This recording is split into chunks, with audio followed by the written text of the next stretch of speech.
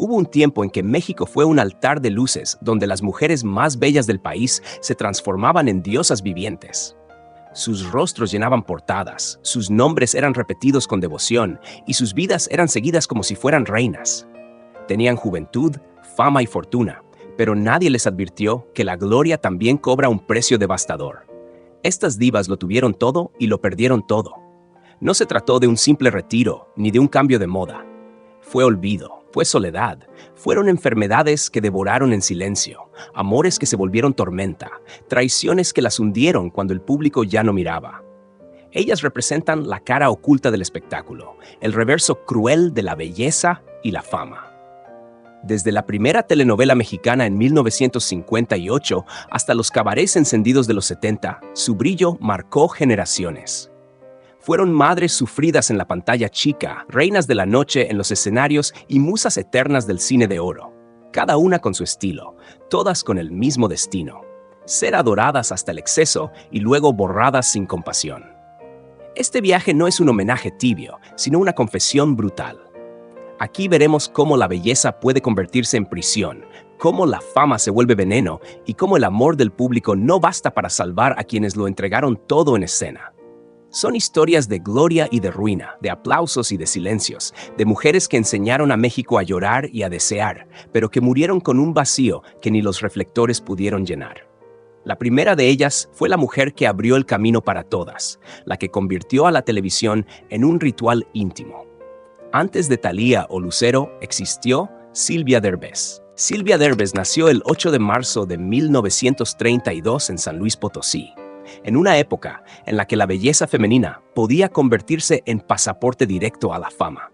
Desde muy joven mostró una presencia magnética que la llevó a participar en Miss México en 1952, donde cautivó a jueces y público.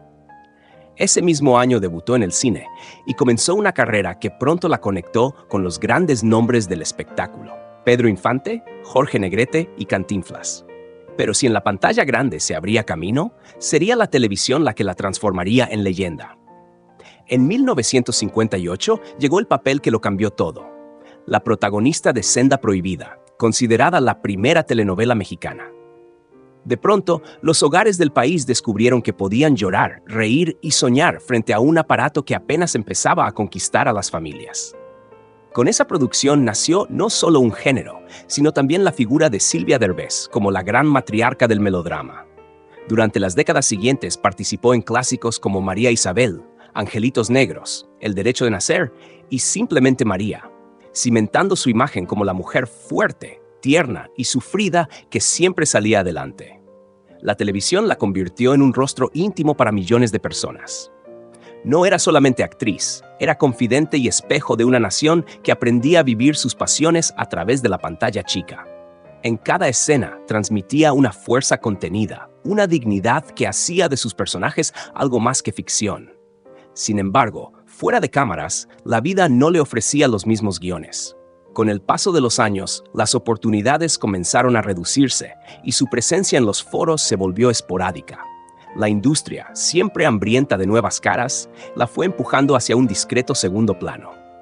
Su última gran participación llegó en 1998 con la exitosa telenovela La Usurpadora.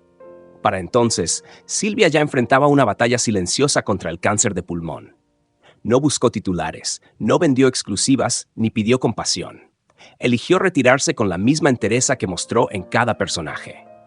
El 6 de abril del año 2002 falleció en paz, lejos del ruido mediático, sin homenajes multitudinarios ni escándalos de última hora. Silvia Derbez fue más que una actriz. Fue pionera, fundadora y símbolo de un país que descubrió en la televisión una nueva forma de sentir. Su legado quedó impreso en cada lágrima que los mexicanos aprendieron a derramar frente a la pantalla. Aunque el tiempo la fue borrando del centro del escenario, quienes la vieron brillar nunca la olvidaron.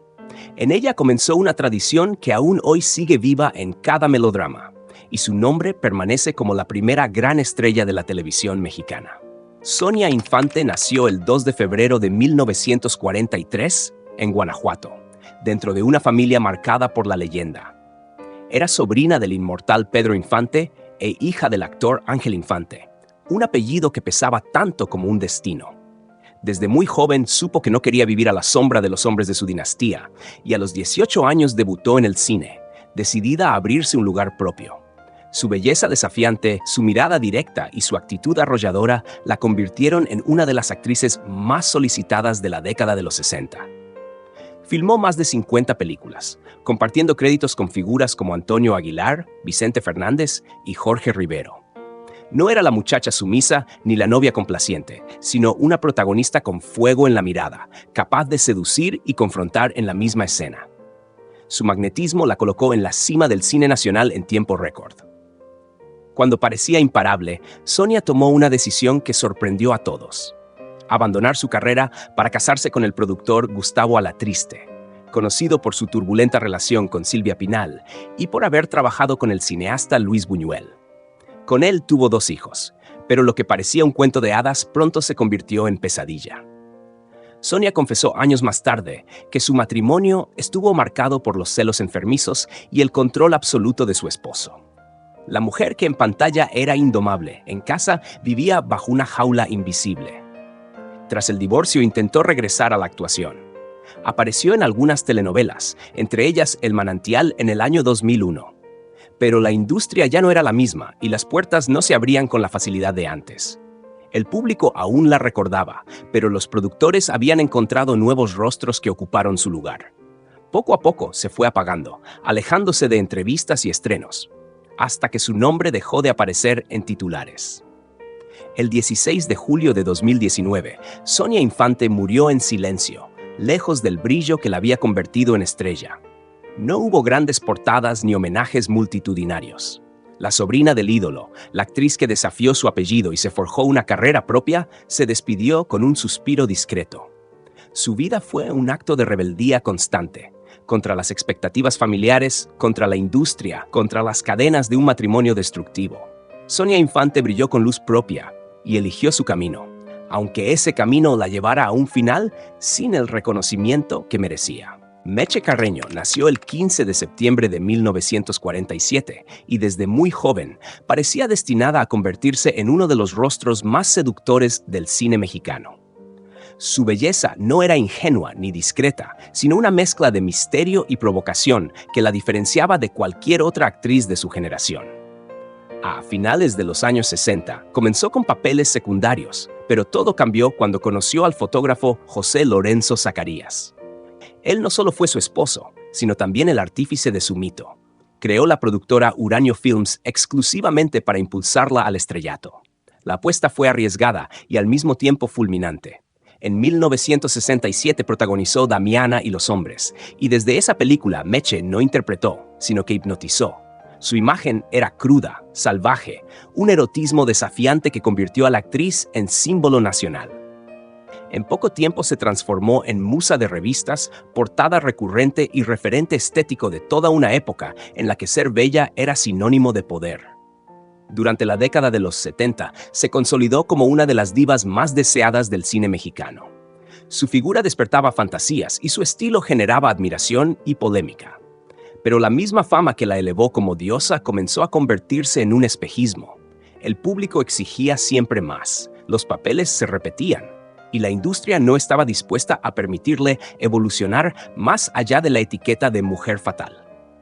Meche intentó abrirse camino en televisión con la telenovela Siempre habrá un mañana en 1974, pero la magia de la pantalla chica, no pantalla che, no logró sostener su imagen. Su última película fue La Osa del Mar en 2005, después de lo cual se retiró sin ruido, sin entrevistas de despedida y sin escándalos. A los 58 años tomó la decisión radical de desaparecer de los reflectores.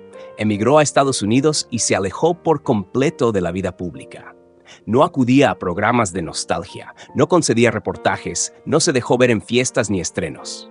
Para muchos, Meche Carreño se convirtió en un recuerdo colectivo, como un sueño vivido en los años 70 que se desvaneció sin dejar rastro. El 21 de julio de 2022 murió víctima de un cáncer agresivo. Su partida fue tan silenciosa como sus últimos años de vida. No hubo homenajes multitudinarios ni especiales televisivos, apenas unas cuantas notas de prensa recordando que alguna vez había sido una de las mujeres más deseadas del país. Meche Carreño encarnó la gloria y el vacío, el culto y el olvido. Su historia es un recordatorio cruel de lo que el espectáculo puede otorgar en un instante y arrebatar para siempre. Alma Muriel nació el 20 de octubre de 1951 y desde muy joven dejó claro que no buscaba ser una actriz más en un mundo saturado de bellezas intercambiables. Su presencia era distinta. No gritaba, no escandalizaba, pero lograba atrapar al público con una intensidad silenciosa que parecía escrita en su piel. Debutó en el cine en 1971, en plena efervescencia del nuevo cine mexicano, pero sería la televisión el lugar donde cimentaría su legado. A lo largo de los años 70, 80 y 90, apareció en producciones que se convirtieron en clásicos de la pantalla chica. El privilegio de amar, Los ricos también lloran, Nunca te olvidaré y la otra. En cada papel encarnaba personajes complejos, mujeres heridas por la vida pero firmes, villanas elegantes con un dejo de fragilidad que desconcertaba. Su mirada profunda transmitía melancolía sin necesidad de palabras, y su talento le permitió diferenciarse en un medio donde abundaban los estereotipos. Pero mientras su carrera parecía estable, en su interior Alma libraba una batalla contra los límites que le imponía la industria. No quería ser encasillada siempre como la mujer sufrida o la mala refinada. Rechazaba papeles, evitaba entrevistas y poco a poco fue alejándose de los reflectores. Primero redujo apariciones en foros de televisión, después comenzó a vivir temporadas largas fuera de la capital hasta instalarse definitivamente en Playa del Carmen. Allí, rodeada de mar y silencio, decía haber encontrado la paz que tanto buscaba. Lejos del ruido mediático, Alma vivía con discreción. No buscaba escándalos ni protagonismo fuera de la pantalla. Su ausencia sorprendía a colegas y periodistas, pero ella aseguraba que no extrañaba la fama y que no necesitaba los aplausos. Sin embargo, esa vida apartada también la hizo invisible para una industria que pocas veces reconoce a sus figuras cuando deciden retirarse. El 5 de enero de 2014, la noticia cayó como un rayo. Alma Muriel fue encontrada muerta en su casa. Había sufrido un infarto fulminante, completamente sola. No hubo oportunidad de despedidas. Ni familia ni amigos estuvieron presentes en ese instante final. Esa soledad abrupta hizo que su partida resultara aún más desgarradora. Alma Muriel dejó este mundo tal como eligió vivir sus últimos años, en silencio, con dignidad y lejos de los reflectores. No necesitó escándalos ni titulares para marcar a una generación. Su legado está en cada escena, donde bastaba una mirada suya para transmitir lo que otros actores no lograban con largos parlamentos. Murió en la discreción, pero su ausencia se sintió como un eco profundo que aún duele en quienes recuerdan su talento. Sasha Montenegro nació el 20 de enero de 1946 en Italia, en el seno de una familia marcada por los fantasmas de la Segunda Guerra Mundial. Siendo todavía niña, emigró a México, país que la adoptó y que pronto la convertiría en una de sus figuras más polémicas. Su rostro exótico, su cuerpo esbelto y una mirada felina la llevaron a los escenarios más codiciados, donde en pocos años pasó de ser una vedette admirada a convertirse en símbolo del cine de ficheras durante las décadas de los 70 y 80. Películas como Pedro Navaja, La Golfa del Barrio o Muñecas de Medianoche consolidaron su imagen como diosa de la sensualidad. Su presencia era magnética, su figura encendía taquillas y titulares y cada paso que daba se transformaba en espectáculo. Sin embargo, Sasha no se conformaba con el aplauso fácil.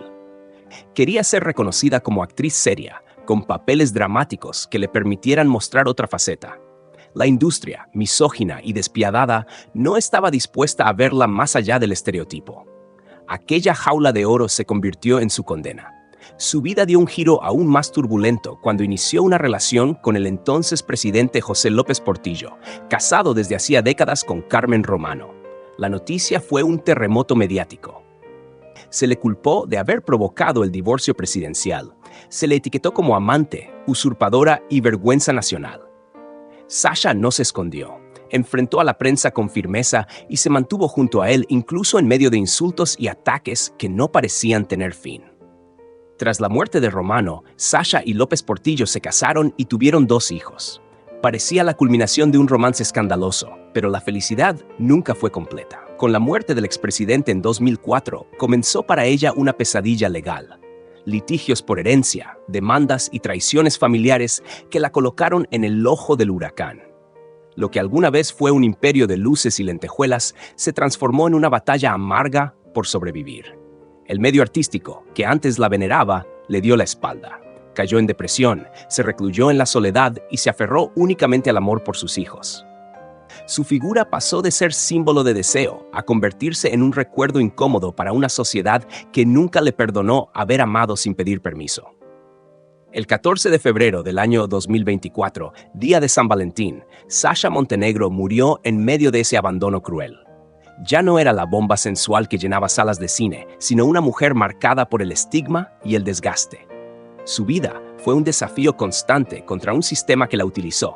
La castigó y finalmente la olvidó. Murió como vivió, libre, polémica y sin arrepentimientos, demostrando que la belleza puede ser tanto un arma como una condena. Isela Vega nació el 5 de noviembre de 1939 en Hermosillo, Sonora. Desde muy joven entendió que la belleza podía abrir puertas, pero lo que realmente la distinguía era una rebeldía feroz. Fue coronada señorita Sonora en 1957 y pronto comenzó a trabajar como modelo. Sin embargo, su destino no estaba en las pasarelas, sino en el cine. Su mirada magnética y su presencia desafiante la convirtieron en una de las figuras más codiciadas de la pantalla mexicana durante los años 60 y 70. Lo que diferenciaba a Isela de otras actrices de su tiempo era su negativa a ser encasillada. No aceptaba papeles decorativos ni personajes sin alma. Cuando no encontraba lo que buscaba, escribía, producía o dirigía sus propias películas. Así nació Los Amantes del Señor de la Noche en 1986, un proyecto audaz y transgresor que rompió tabúes en una sociedad acostumbrada a callar. Su obra desnudaba cuerpos, pero sobre todo verdades, y consolidó su reputación como una artista incómoda para la censura y la hipocresía. A lo largo de su carrera, participó en más de 150 películas y series, muchas de ellas en producciones internacionales. Mientras sus contemporáneas intentaban mantener una imagen políticamente correcta, Isela hablaba sin miedo contra el machismo, la corrupción y las limitaciones que imponía la industria a las mujeres. Su vida amorosa también reflejaba esa independencia. Fue madre soltera de Shaula Vega, hija de su tormentosa relación con el cantante Alberto Vázquez. También se le vinculó con actores como Jorge Luc, José María Fernández del Pirru e incluso con políticos. Pero jamás permitió que esas relaciones definieran su carrera. Su autenticidad la convirtió en una figura de culto. Aplaudida por algunos, incomprendida por otros, Isela se mantuvo firme en su decisión de vivir bajo sus propias reglas. No negociaba su voz ni su dignidad. Cuando el cáncer apareció en sus últimos años, lo enfrentó como había enfrentado todo en su vida, con lucidez y sin melodramas públicos. El 9 de marzo del año 2021, a los 81 años de edad, Isela Vega murió dejando tras de sí un legado de valentía artística. Su partida no fue un final discreto, sino la culminación de una vida que nunca aceptó silencios impuestos. No fue una muñeca de escaparate ni una estrella dócil. Fue una guerrera que convirtió cada papel, cada declaración y cada decisión en un acto de resistencia. Y por eso, aunque el tiempo avance, su nombre seguirá siendo sinónimo de voz propia en el cine mexicano. Maribel Guardia nació el 29 de mayo de 1959 en San José, Costa Rica.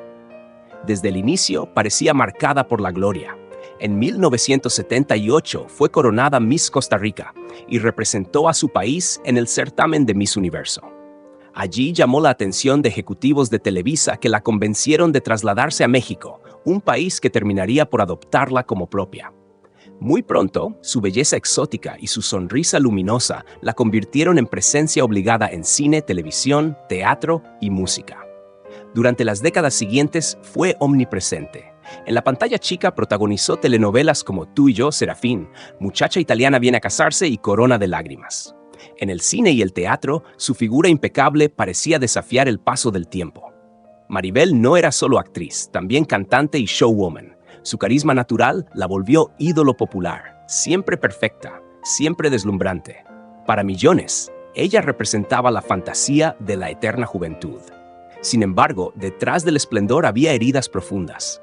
Su relación con el cantautor Joan Sebastián fue una historia de amor y dolor. Se amaron con pasión, se separaron con furia, y de ese vínculo nació su hijo Julián Figueroa, el orgullo más grande de Maribel.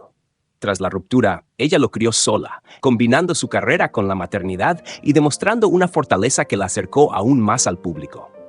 Su papel de madre se convirtió en el más importante de su vida. A lo largo de los años, enfrentó críticas constantes por su apariencia. Se la acusaba de cirugías, de retoques secretos, de querer engañar al tiempo. Ella respondía con humor y firmeza. Es mi cuerpo, es mi decisión. Esa actitud franca la hacía aún más querida, porque no pedía perdón por ser hermosa ni por mantenerse fuerte. Pero el golpe más devastador llegó el 9 de abril de 2023, cuando su hijo Julián murió de un infarto a los 27 años de edad. Fue un mazazo brutal que la dejó rota ante los ojos de todo un país. En entrevistas posteriores, confesaba que el dolor nunca desaparecería, que aprendería a vivir con él, pero que su alma jamás estaría completa. La mujer que parecía invencible se mostró humana y frágil. A pesar de todo, Maribel siguió adelante. Apareció en programas, ofreció conciertos y se mantuvo activa en redes sociales, no para fingir normalidad, sino como una forma de honrar la memoria de su hijo.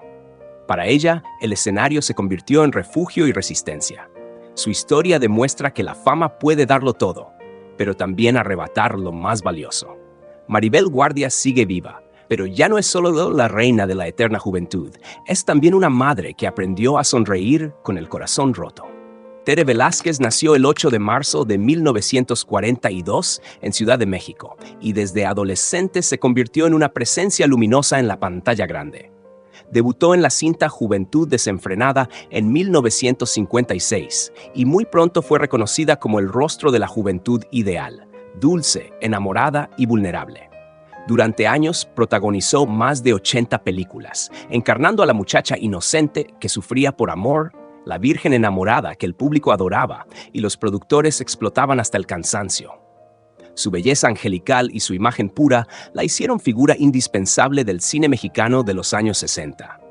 Mientras otras estrellas buscaban papeles transgresores, Tere quedaba atrapada en el mismo molde, la joven frágil, destinada al sacrificio. Ese encasillamiento terminó por convertirse en una prisión artística. Aunque era versátil y tenía talento para papeles más arriesgados, la industria solo quería verla como símbolo de dulzura y nostalgia. A diferencia de otras actrices de su generación, Tere Velázquez no protagonizó escándalos mediáticos ni romances tormentosos en la prensa. Su vida privada era discreta, casi invisible.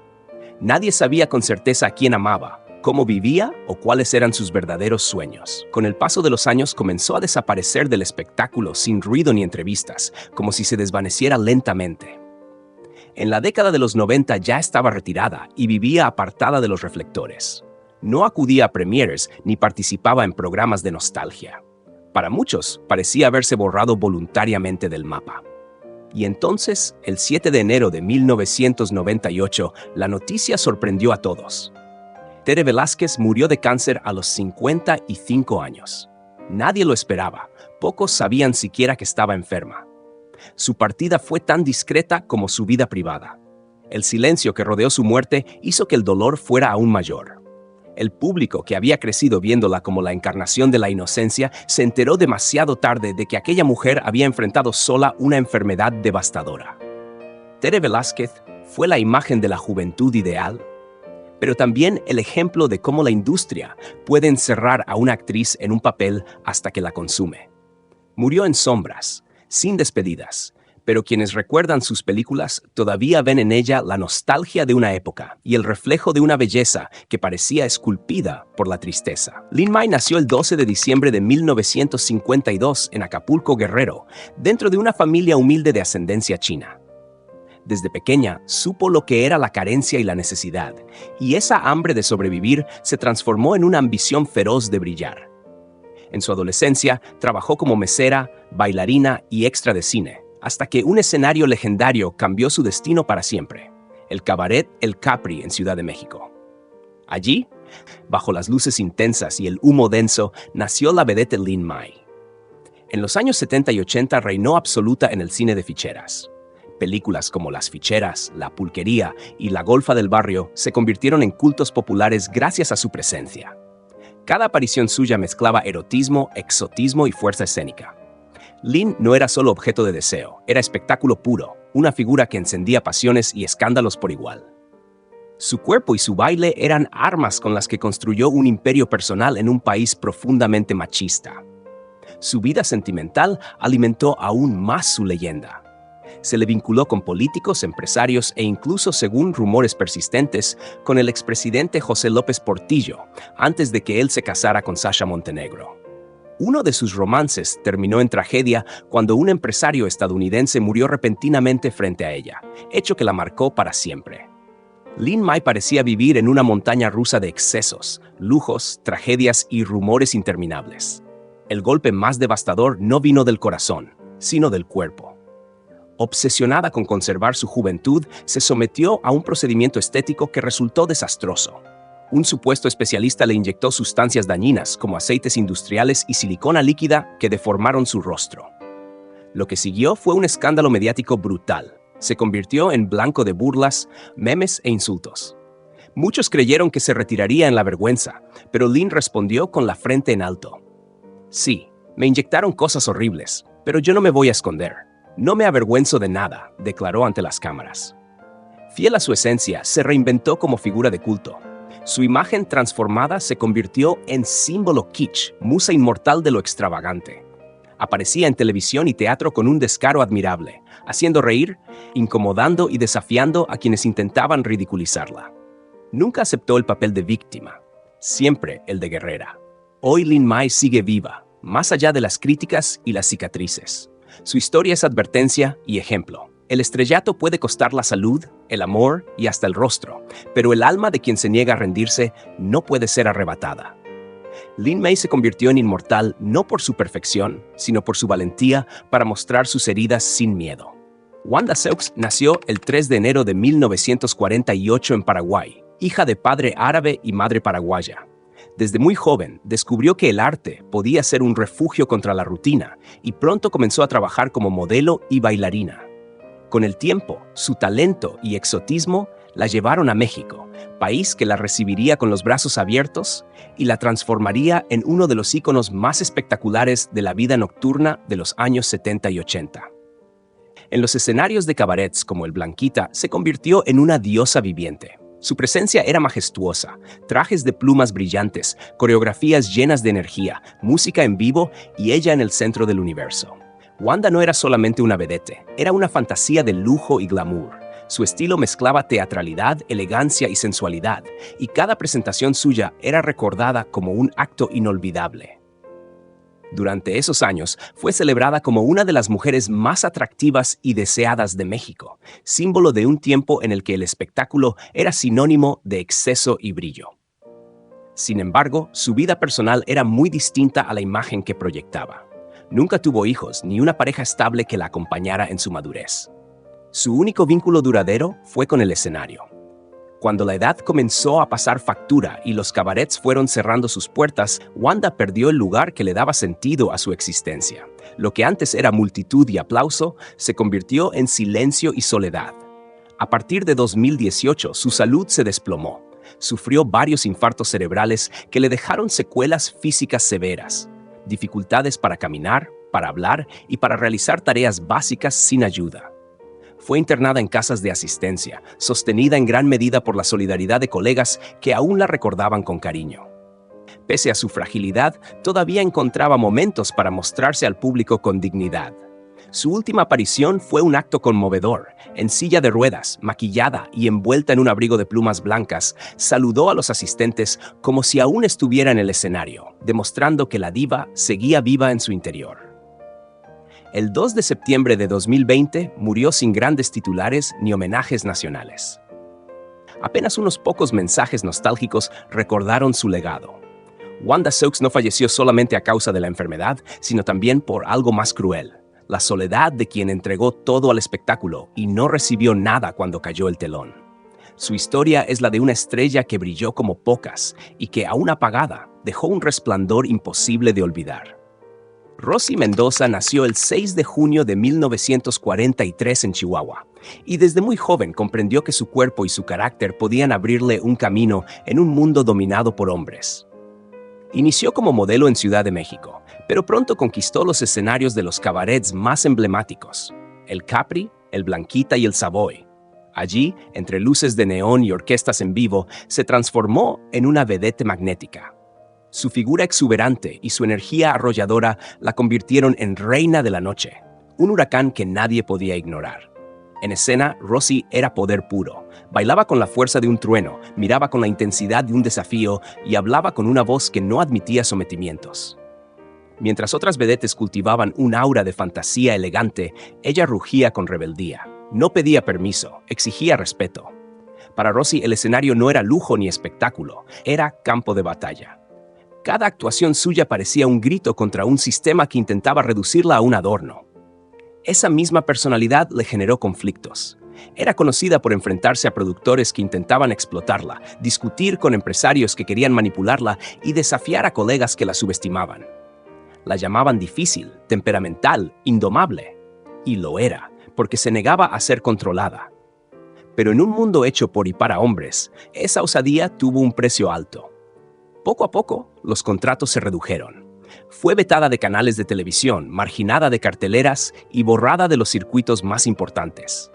Mientras el público aún la recordaba con cariño, la industria decidió darle la espalda. Con los años, la fama se diluyó y con ella, también los ingresos.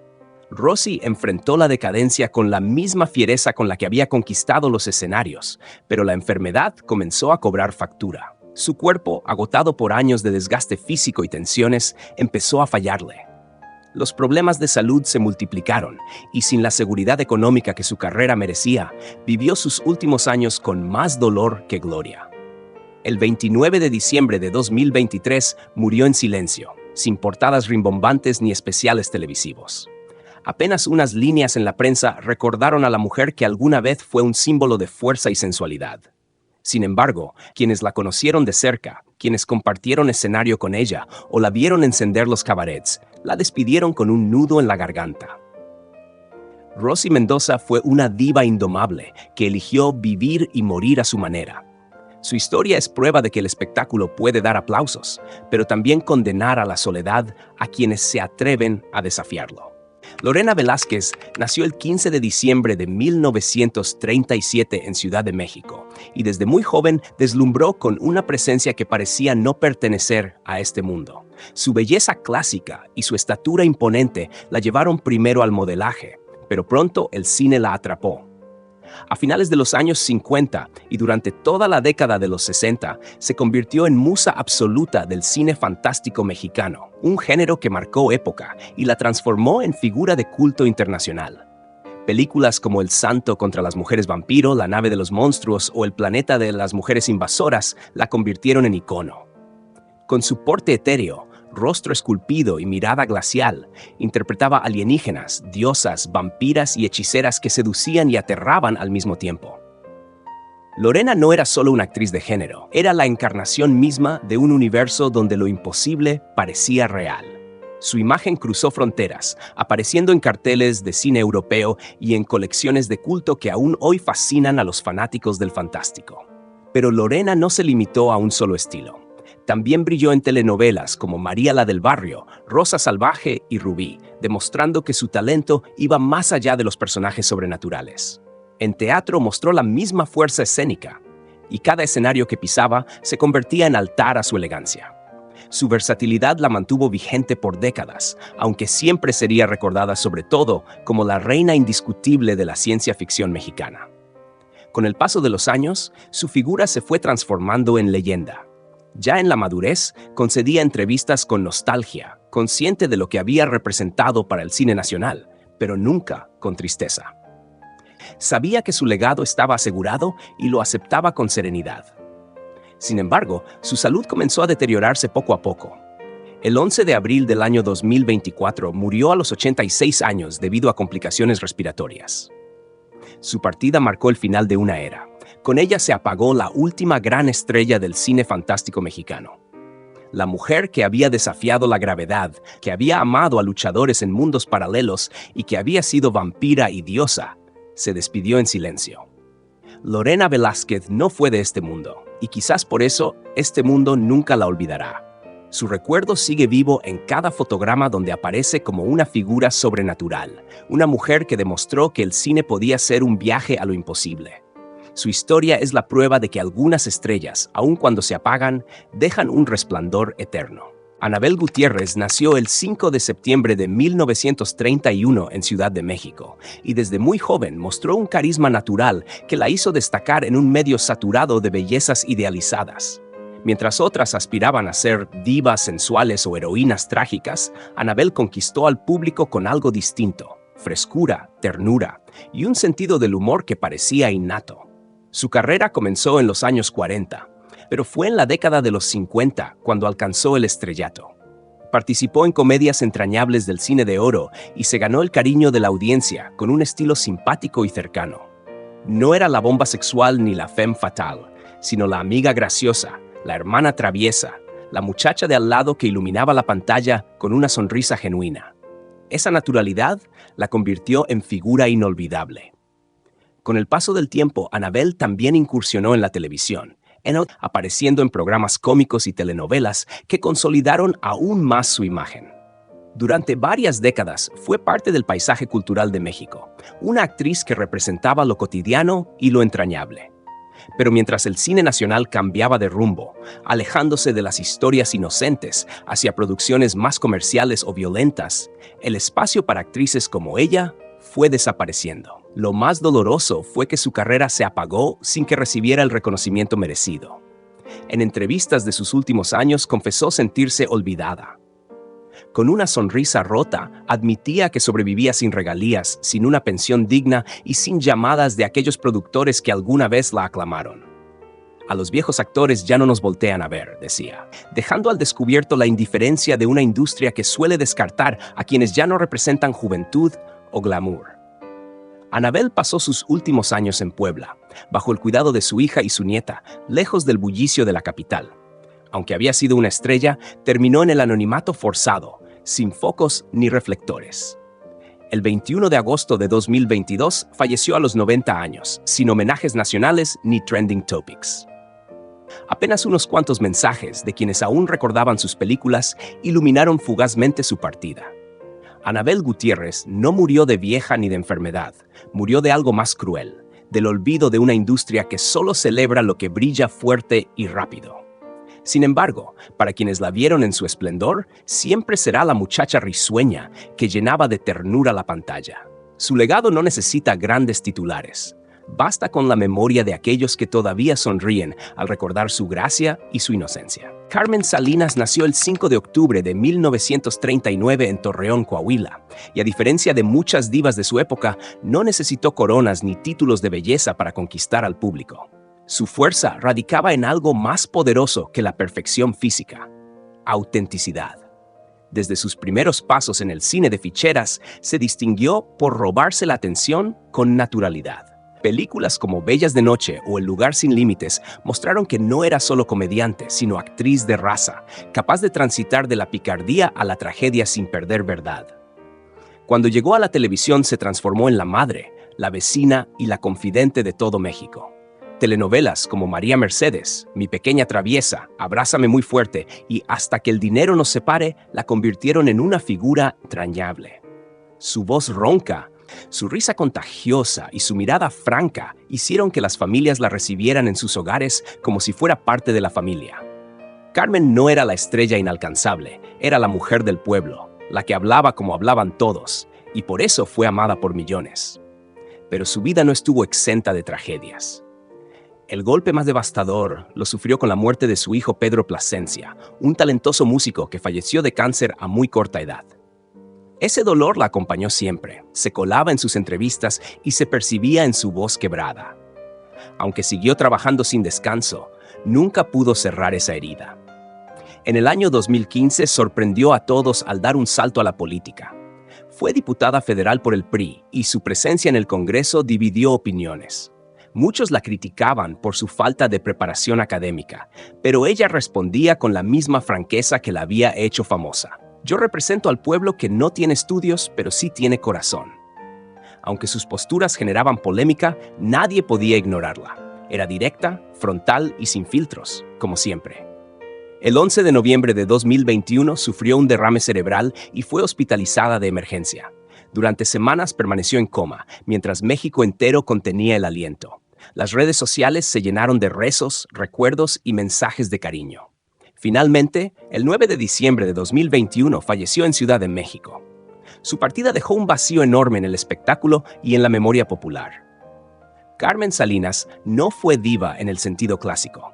Fue más que eso, un pedazo del alma mexicana. Amada por el pueblo, ignorada por las élites, se convirtió en símbolo de cercanía y autenticidad. Murió como vivió, entre el amor de la gente común que la consideraba suya. Su legado trasciende la fama, porque ella no interpretó personajes. Ella se convirtió en la voz y el rostro del México cotidiano. Con la partida de Carmen Salinas se cerraba un capítulo, pero la historia de las divas mexicanas no terminó allí. Todas estas mujeres, desde Silvia Derbez hasta Lorena Velázquez, pasando por Meche Carreño, Alma Muriel, Sasha Montenegro, Isela Vega, Maribel Guardia, Tere Velázquez, Lin May, Wanda Seux, Rosy Mendoza y Anabel Gutiérrez, compartieron un destino común. Brillaron con fuerza cegadora y después enfrentaron la oscuridad del olvido, la enfermedad o la soledad. Cada una fue un espejo de su época y un recordatorio de que la fama nunca es eterna. Algunas se apagaron sin despedidas, como Tere Velázquez, cuya dulzura quedó atrapada en los años 60. Otras desafiaron al poder mismo, como Sasha Montenegro, convertida en escándalo nacional por amar a un presidente. Hubo quienes se reinventaron en medio de la adversidad, como Lin May, que transformó la burla en un estandarte de resistencia. Y también estuvieron aquellas que simbolizaron la ternura del México cotidiano, como Carmen Salinas y Anabel Gutiérrez, mujeres que acompañaron a millones en sus hogares para luego morir en silencio. El contraste es brutal. Mientras algunas recibieron funerales discretos, otras fueron lloradas públicamente por un país entero. Sin embargo, todas enfrentaron el mismo enemigo: el paso del tiempo y la indiferencia de una industria que siempre busca nuevas caras. La gloria que parecía eterna se convirtió en humo, y la belleza que parecía inmutable se transformó en una jaula invisible. Hoy, sus nombres siguen resonando no solo por sus películas o telenovelas, sino por la advertencia que representan. Ellas demostraron que la fama puede dar poder, lujo y reconocimiento, pero también puede arrancar la libertad, la intimidad y, finalmente, la dignidad. Fueron diosas y fantasmas, musas y mártires de un espectáculo que primero las adoró y luego las abandonó. Recordarlas no es un simple ejercicio de nostalgia. Es rescatar del silencio a mujeres que marcaron la identidad cultural de México. Cada lágrima derramada frente a una telenovela, cada aplauso en un cabaret, cada sonrisa provocada en la pantalla grande sigue viva en la memoria colectiva. Ellas lo dieron todo y lo perdieron todo. Pero mientras alguien las nombre, no estarán del todo muertas. Así termina este viaje por las vidas de las divas más hermosas y trágicas del espectáculo mexicano. Un recorrido de gloria y caída, de brillo y sombra, de amor y desconsuelo. Y aunque el telón ya cayó para ellas, su legado sigue iluminando, recordándonos que detrás de cada estrella hay una mujer de carne y hueso que pagó un precio demasiado alto por alcanzar la inmortalidad.